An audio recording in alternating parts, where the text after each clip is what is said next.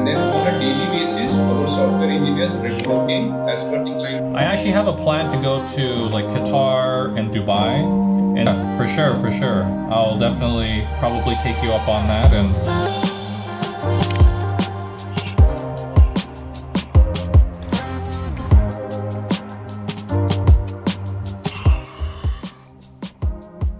oh man, it's tiring.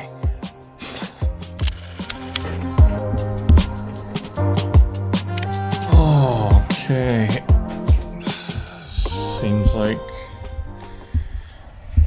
it's that right there. I should wear this more often, but I don't. It's funny. I wear these glasses not because my eyes are bad, but to prevent them from getting bad by wearing blue light glasses. But yeah, it's been kind of tiring. Didn't get great sleep last night, honestly. And I got a lot to do actually. So this week I have one meeting with an investor group. So there's that one. I already had that meeting with the IT tech company as well. See what kind of partnership we can build from there. But yeah, maybe I might touch on that a little bit as well. And then I got a Japanese company that wants to do some business. So I'll touch on the IT company. And I've been I have within our company that we have, which is a full stack marketing and development company, we have about like maybe 3 to 4 developers, and they are taking care of our current customers, right? Running the website, back end, front end, all that kind of stuff. And then there's like app developments as well. So for the current clients that we have now, our private clients, they are sufficient, and we'll probably need to hire more as we go. What I actually wanted to do was to contact these IT tech companies that exist around the world to see if they are willing to do a partnership deal, which is going to be, something that we can build together. Because our company, although we do have full stack developers, we are more focused on the marketing part, right? To get the foot in the door, and also we have connections to a lot of people who wants to buy out companies, a lot of potential customers as well. So we can get products in front of people.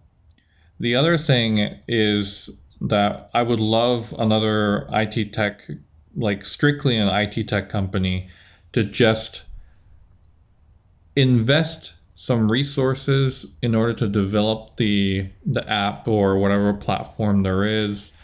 And basically, if there's a guy or, if there's some company that wants to buy the app out or the platform out in general, then, we can split the difference there in profits. And or if we were to just run the entire app as a company, then we can definitely split the revenue and stuff like that. So I believe the next generation of companies are they have to collaborate.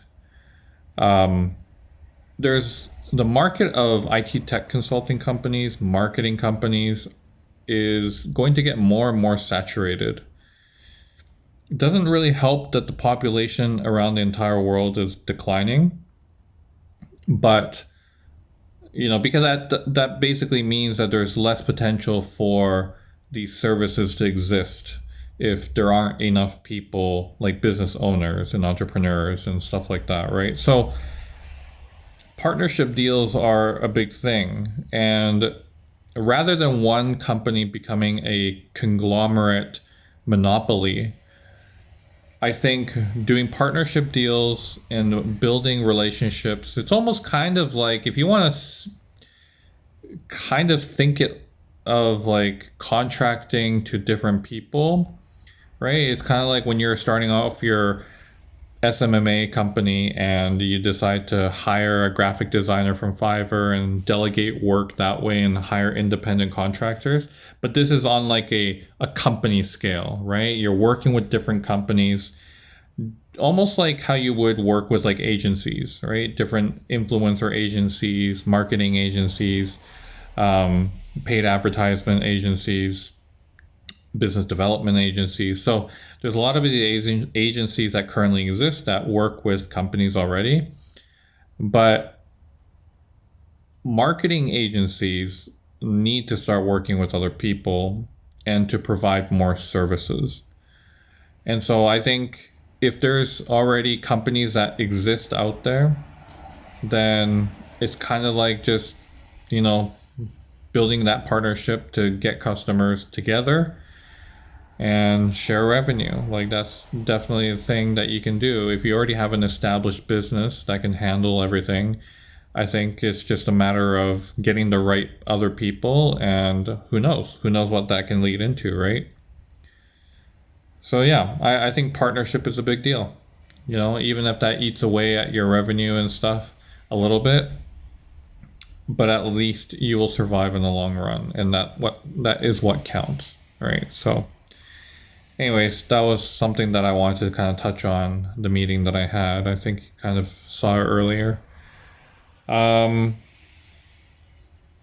and then I'm working on this release that we're having for our crypto mining. We're adding 5 more coins to our cloud mining platform. So that's going to be pretty good. It's going to give a lot more options for people to be able to start mining. All of these coins you can start mining at the same time virtually. So, you know, you don't have to, like regular mining, you're literally going to have to purchase a machine that can mine for each of these coins. I think Litecoin and Dogecoin, they're on the same algorithm, so you can have one machine to mine both at the same time. But these other ones, you're going to have to get separate machines, right? So I think this is where crypto mining is like heading in a sense, and that's why we're trying to stay ahead of the curve. Is, you know, it's going to be the first wave of crypto miners and independent crypto miners that are going to get these small machines, or some people will be able to afford like a $2,000, $4,000 machine, and then they'll mine it at home, and then they'll start to realize that profitability for these coins is very, you know, unless you get in super early,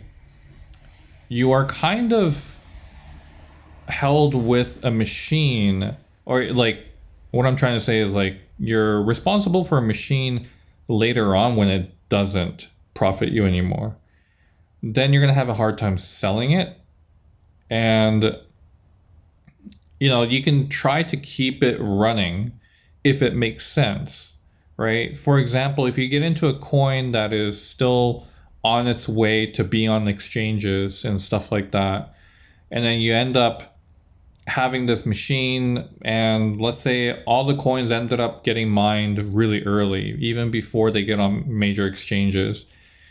And, you know, if they don't have a proof of work concept, and to be able to have these, you know, basically when they have a transaction, just kind of like Bitcoin, when you have a transaction and that fee for transaction goes to the miners and it gets distributed, right? But if there's not enough volume for that, there's a big problem. And if people start taking their crypto miners offline, then it becomes a bigger problem for the crypto project itself, right? Because there's not enough networks to support it. And if there's only down to a few machines that are supporting the network, then that starts becoming more centralized than decentralized. So at the end of the day, crypto projects which are mineable with proof of work will need people like us to support them, right? But if we find it that they're not really doing any work to be able to, keep up with basically our costs and why we're running it in the first place, right? Because at the end of the day, we're a business. We're a for-profit business, right? We're not here to just be a volunteer for these crypto projects and just eat up the cost of electricity and maintenance and all this kind of stuff. Like, it's not volunteer work. And once, it becomes a further problem when these crypto ASIC machine manufacturers stop producing machines for those crypto projects because they just cannot catch up with the amount of hash rate that's going up and stuff. And, so there's a lot of problems with this, but the great thing is as a crypto mining company, especially on the cloud, we are able to obviously save costs in certain areas, but also be flexible with new coins that are coming up. There's always going to be new projects that are going to build off of existing networks, and that's how we can survive as a company. So, and we're in talks with people in Dubai that can hopefully make things happen in terms of expansion of our warehouses. And yeah, we'll see how that goes.